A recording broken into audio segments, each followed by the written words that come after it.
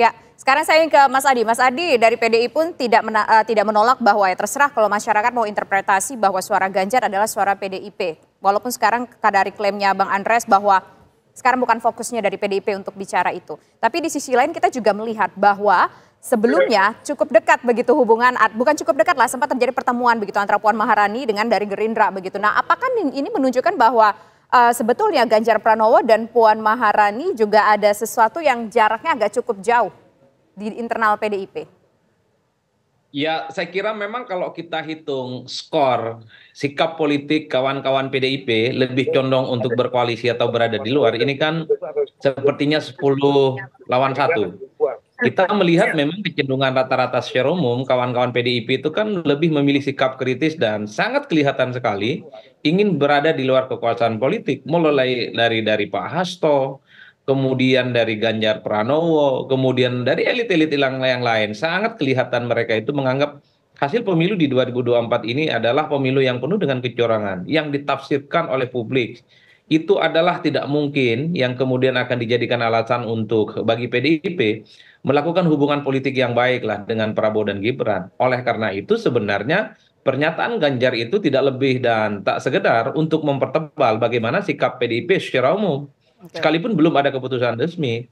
Sementara kalau kita melihat hanya Mbak Puan lah yang kemudian satu-satunya figur internal PDIP yang melakukan pendekatan misalnya yang dianggap delegasi dari partai untuk melakukan komunikasi dengan kawan-kawan di Partai Gerindra. Oleh karena itu, kalau kita cacah satu persatu, kita iris satu persatu, kecenderungan elit-elit PDIP adalah mereka memang berada di luar kekuasaan. Bagi saya ini bagus ya, untuk memberikan satu edukasi kepada rakyat bahwa soal siapa yang kalah dan soal siapa yang menang, ini harus dipertegas. Yang menang itu jadi penguasa, yang kalah harus berada di luar kekuasaan. Bukan seperti praktik politik yang belakangan ini sering kita lihat kalah tapi kemudian berharap diajak koalisi dan kemudian Ya. juga mendapatkan jatah kekuasaan politik. Bagi saya ini tidak sehat secara demokrasi. Ini tidak sehat untuk menciptakan iklim check and balances.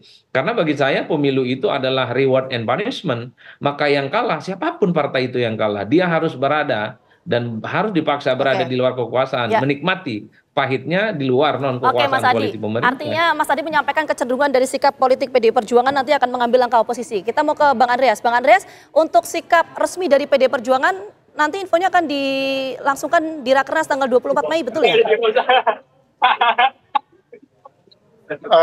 Ya nanti pada momentum yang tepat karena pemerintahan ini juga pemerintahan yang sekarang masih berjalan. Pemerintahan yang akan datang itu baru bulan Oktober. Jadi masih cukup waktu gitu. Ya, Sampai 24 ke Mei sana. itu ya.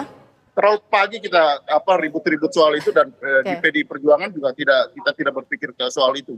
Baik.